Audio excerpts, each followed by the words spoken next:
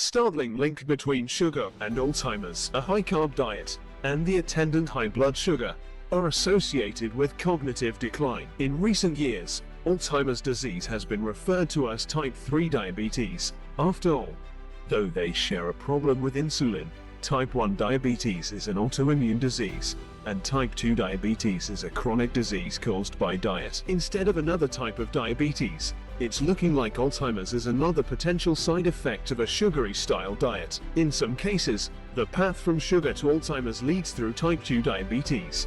But a new study shows that's not always the case. A longitudinal study, published in the journal Diabetology, followed 5,189 people over 10 years and found that people with high blood sugar had a faster rate of cognitive decline than those with normal blood sugar, whether or not their blood sugar level technically made them diabetic. In other words, the higher the blood sugar, the faster the cognitive decline. Dementia is one of the most prevalent psychiatric conditions strongly associated with poor quality of sane life. Currently, dementia is not curable, which makes it very important to study risk factors. Melissa Schilling, the professor at New York University, performed her own review of studies connecting diabetes to Alzheimer's in 2016. She sought to reconcile two confusing trends. People who have type 2 diabetes are about twice as likely to get Alzheimer's, and people who have diabetes and are treated with insulin are also more likely to get Alzheimer's, suggesting elevated insulin plays a role in Alzheimer's. In fact, many studies have found that elevated insulin, or hyperinsulinemia, significantly increases your risk of Alzheimer's. On the other hand, people with type 1 diabetes, who don't make insulin at all, are also thought to have a higher risk of Alzheimer's. How could these both be true? Schilling thinks this happens because of the insulin-degrading enzyme, a product of insulin that breaks down both insulin and amyloid proteins in the brain, the same proteins that clump up and lead to Alzheimer's disease. People who don't have enough insulin, like those whose body's ability to produce insulin has been tapped out by diabetes, aren't going to make enough of this enzyme to break up those brain clumps. People who use insulin to treat their diabetes end up with a surplus of insulin. Most of this enzyme gets used up breaking that insulin down, leaving not enough enzyme to address those amyloid brain clumps. This can happen even in people who don't have diabetes yet, who are in a state known as prediabetes. It simply means your blood sugar is higher than normal, and it's something that affects roughly 86 million Americans. Rosebud Roberts,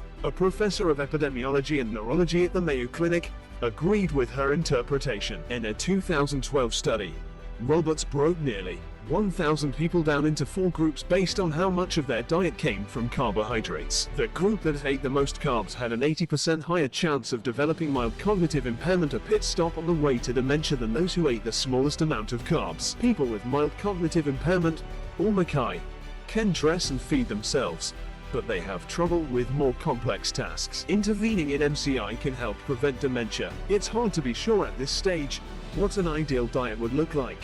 She said, there's a suggestion that a Mediterranean diet, for example, may be good for brain health. But she says there are several theories out there to explain the connection between high blood sugar and dementia. Diabetes can also weaken the blood vessels, which increases the likelihood that you'll have mini strokes in the brain, causing various forms of dementia. A high intake of simple sugars can make cells, including those in the brain, insulin resistant, which could cause the brain cells to die. Meanwhile, eating too much in general can cause obesity. The extra fat in obese people releases cytokines, or inflammatory proteins, that can also contribute to cognitive deterioration. In one study, obesity doubled a person's risk of having elevated amyloid proteins in their brains later in life. Roberts said that people with type 1 diabetes are mainly only at risk if their insulin is so poorly controlled that they have hypoglycemic episodes. But even people who don't have any kind of diabetes should watch their sugar intake.